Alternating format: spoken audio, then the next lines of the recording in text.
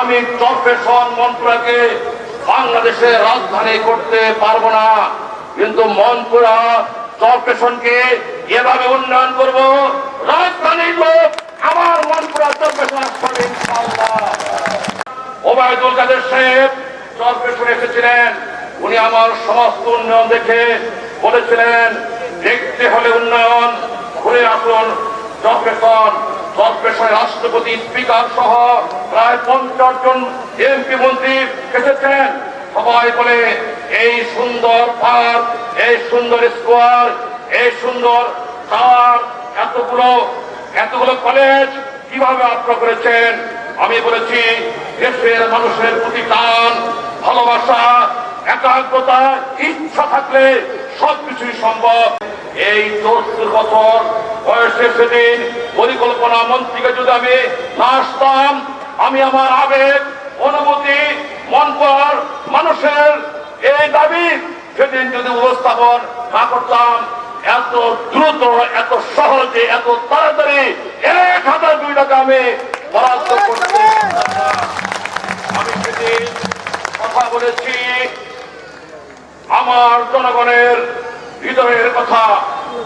সেদিন আমি বলেছি আমার মানুষের অন্তরের কথা। সেদিন আমি বলেছি আমার জনগণের বাঁচা মরার কথা। আমি 2018 সনের নির্বাচনে আমি ওয়াদা করেছিলাম আমি যদি আবার এমপি হই, ইনশাআল্লাহ সমগ্র মনপুরাকে আমি নদী ভাঙ্গার হাত থেকে রক্ষা করব।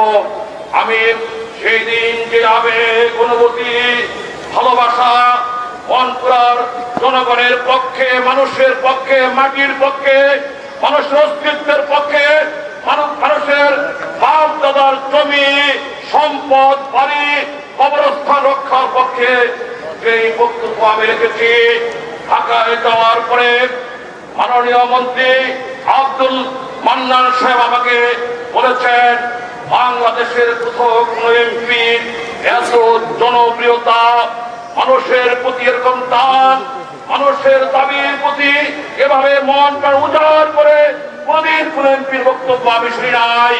এবং সেই মন্ত্রী সেদিন বলেছিলাম একটি প্রকল্প পাস করতে 1 বছর সময় লাগে। আমি আব্দুল মান্নান সাহেব ওয়াদা করলাম আগামী 3 মাসের মধ্যে তোমাদের এই প্রকল্প আমি পাস করব ইনশাআল্লাহ। আজকে সেই প্রকল্প পাস হয়েছে। আমি মহান আল্লাহর কাছে আমি গভীর কৃতজ্ঞতা প্রকাশ করি। মানুষের ক্ষমতা চিরস্থায়ী নয়। আমি আর এমপি যদি নাও হই, আমি এমপি হতে চাই না। যদি আপনারা যদি না চান, আমি যদি নাও হই, আমি ওটা করলাম আমি থাকা অবস্থায় আপনাদের ফেরির সঙ্গে সড়ক যোগাযোগ সম্পন্ন হবে ইনশাআল্লাহ।